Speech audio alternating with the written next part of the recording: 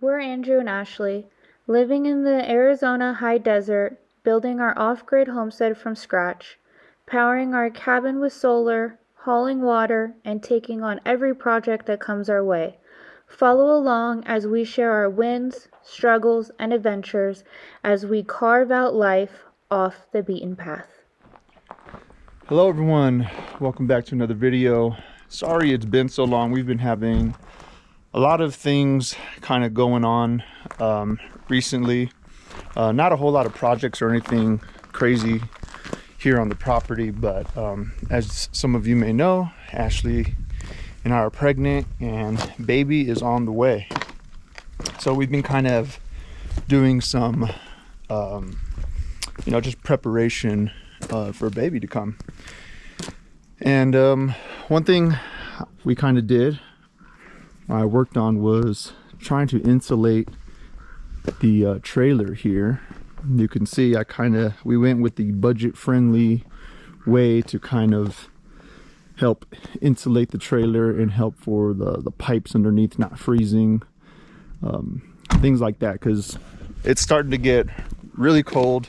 We've been getting a lot of frost, so winter's on the way. It's gonna be snowing here, and we're just doing our best to prepare for winter, because winter's gonna come and we're just gonna kind of hunker down and just I guess adapt to having a newborn and living out here through a full winter. We haven't done that yet. This will be our first winter here on the property. Some of the quick things I did for trying to winterize a little bit of the trailer, obviously just did the foam insulated board. This is just the styrofoam one. It's not the pink heavy duty insulated one, but this seems to be working. We've had some crazy low temperatures, like in the teens.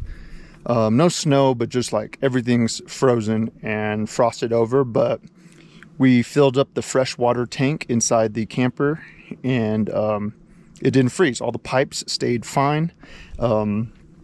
Originally, we normally have our water line that goes to the holding tanks, and we just have constant pressure inside the trailer. But again, with the frost, it just froze everything, and we had no water a few mornings. So I kind of shifted over to that. And then a couple little things we did. So like right here around the septic line, I kind of just made this little cutout, put some stakes on it, and then I just notched to go around the tubing right there. And that way I can obviously just get in there, drain the gray and black relatively easy. So that's been working out really well. Another little thing I did was I relocated the propane tank. So normally the propane tanks are in there. So I did this, and I just made this one like a little removable panel. I actually have to turn these off right now anyways. But you can see I still have the standard hose in here.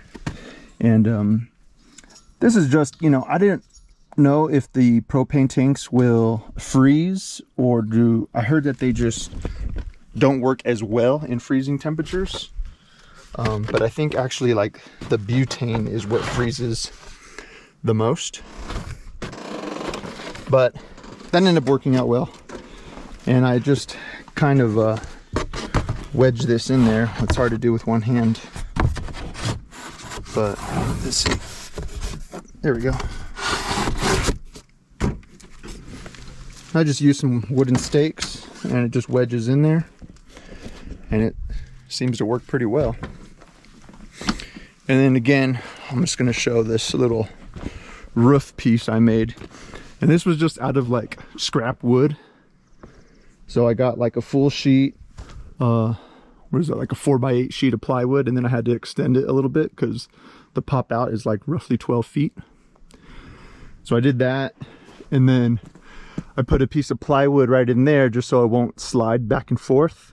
And then obviously the strings or the rope is going down to some anchors down here just to hold it down. And it's been fine. We've had some pretty gusty winds. We've had some rain. No snow yet. I did it for the snow, you know, but so far so good. It seems to be working well. So another issue was the water line freezing, as I mentioned. I just want to show this really fast. Something I did to kind of help. Again, the mornings, there's a lot of frost. Everything's frozen, and our water holding system over here is always in the shade. So when it freezes overnight, it takes like almost all day into like the late afternoon for things to thaw out and us to be able to use the water. So what I ended up doing was moving all of our, you know, pumps and filters and things like that, and moving it to this side because the sun, you know, comes over this way and just starts to warm it up and starts to thaw everything out a lot faster. So a few minor adjustments we've had to do, but so far, you know, we got it working. You know, as time goes on and we develop the homestead more, we'll obviously have like underground piping, so we don't have to worry about frost. We'll probably bury tanks, you know, pretty low in the ground, so that doesn't freeze. But we're not there yet. You know, we don't have any machinery or anything to do that kind of stuff. But it's been working so far. You know, it's not too bad.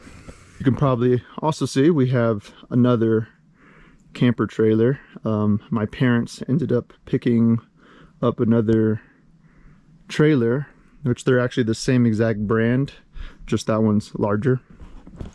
And yeah, that's for them to, you know, whenever they want to come out, they have a spot to hang out.